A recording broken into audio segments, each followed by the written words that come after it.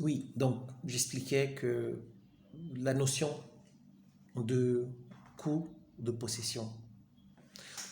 En réalité, lorsque vous avez un bien immobilier, contrairement à ce qu'on pense souvent, il peut également, pas il peut, en général même, il engendre des dépenses. Il engendre des dépenses, par exemple, pour sa sécurisation, pour son gardiennage, pour son entretien. Il peut engendrer d'autres dépenses, notamment fiscales. Je pense notamment à la taxe foncière. Donc c'est tout ceci que j'appelle le coût de possession. Et en tant qu'acteur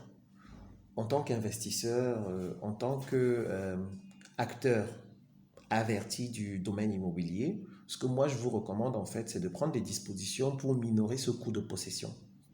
Et c'est ce que j'essayais de vous expliquer dans la dernière vidéo, lorsque je vous parlais par exemple des stratégies pour le gardiennage. Si vous avez un terrain qui est dans une zone allée, soit proche de la périphérie de la zone urbaine, soit complètement en zone urbaine, ce que moi je vous recommande, c'est de ne pas le laisser vide. C'est de faire selon la superficie, c'est-à-dire que si vous avez un espace réduit de 200, 300 mètres carrés, vous pouvez faire une chambre, deux chambres modernes, un studio, et vous mettez des locataires qui, même s'ils vous versent des loyers, entre guillemets, dandinants, comme je l'expliquais la dernière fois, sont en fait vos gardiens. Ça vous coûte moins cher que d'essayer de recruter une société de gardiennage ou de mettre un gardien en fait. C'est une astuce. L'autre aspect également, c'est comme je vous parlais de faire une barrière, c'est que l'expérience montre quand même que euh, tout ce que vous faites en matériaux, je prends un exemple.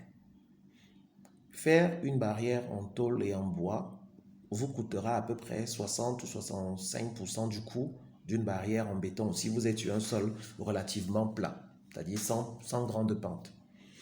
Euh, une autre astuce également que je donnais pour la sécurisation, c'était par exemple le champ. Si vous êtes dans une zone en fait qui n'est pas encore vraiment urbanisée, mais qui est un peu peut-être éloignée, euh, et que vous n'avez pas toujours le temps, vous, de vous rendre sur le terrain régulièrement parce que vous n'êtes pas proche de la zone, et surtout si peut-être vous êtes à l'étranger, et que le terrain est en périphérie et que peut-être la surface est relativement importante, il peut être compliqué pour vous effectivement de réaliser la barrière. Et là, je vous disais, l'astuce, c'était de vous assurer qu'il y ait une ou plusieurs personnes qui vont avoir des activités champêtres sur votre espace.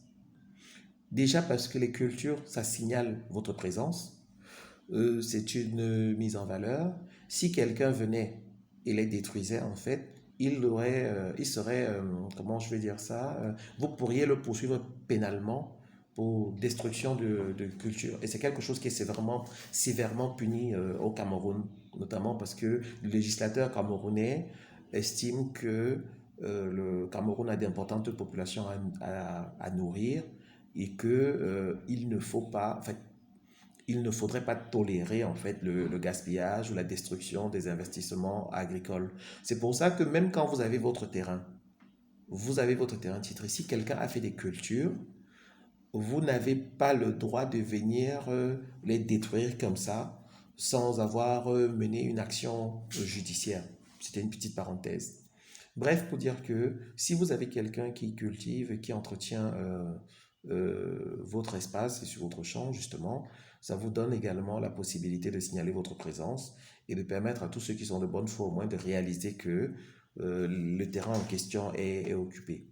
En plus de ça, celui qui va mener ces activités champêtres sera régulièrement présent sur votre terrain et pourra donc vous avertir en réalité assez régulièrement s'il y a des incidents.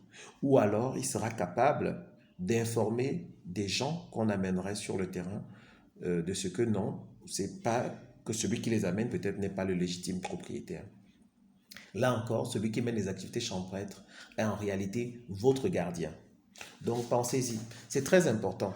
Il faut, dans tous les cas de figure, avoir la possibilité d'avoir un système de gardiennage. Et ici, il s'agit de trouver des astuces pour que ces frais ne viennent pas augmenter votre coût de possession, encore une fois. Et Il faut également toujours anticiper et essayer de se mettre dans des situations où vous pouvez obtenir vos titres de propriété.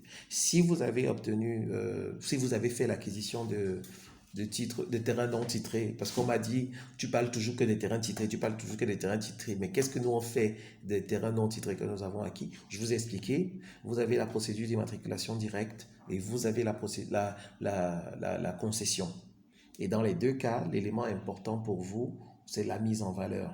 Ça veut dire que si vous avez fait l'acquisition de ces terrains, essayez de vous donner la possibilité tout au moins de pouvoir accéder physiquement à ces terrains. Et si c'est le cas, mettez-les en valeur. La mise en valeur, ça peut être des cultures, ça peut être le démarrage d'un projet d'un projet immobilier.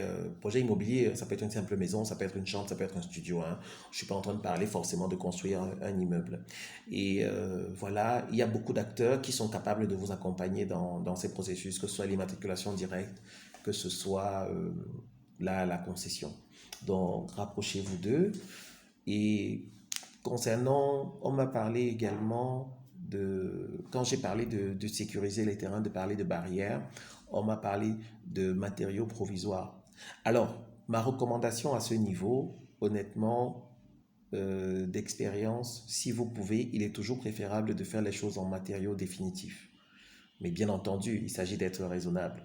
Je ne demande pas d'aller entourer 4 hectares de forêt à Ongot, par exemple, après Okwamaria, par exemple. C'est pas pertinent et ça vous ferait stocker une trésorerie importante. Dans des zones qui sont relativement éloignées comme ça et où le développement n'est pas encore arrivé, vous pouvez vous donner un certain temps. Mais lorsque la population et les gens commencent à se rapprocher de votre terrain, il est important soit de mettre en place un système, comme j'ai dit, de gardiennage avec quelqu'un peut-être qui fait des cultures progressivement. Mais si vous êtes dans des zones urbaines, voire périurbaines, sur des superficies moins importantes, moi je vous conseille soit de faire une ou deux chambres, mais vraiment sommaires, où vous mettez des locataires qui sont qui seront comme vos gardiens. Et quand vous avez la possibilité, je recommande de faire des barrières en matériaux définitifs. Parce que si vous faites des barrières en bois simplement et en tirant des barbelés, vous allez vous rendre compte au bout d'un an ou de 2 ans que ces poteaux en bois en fait s'abîment et se détruisent en fait. Et donc votre investissement finalement est à fond perdu.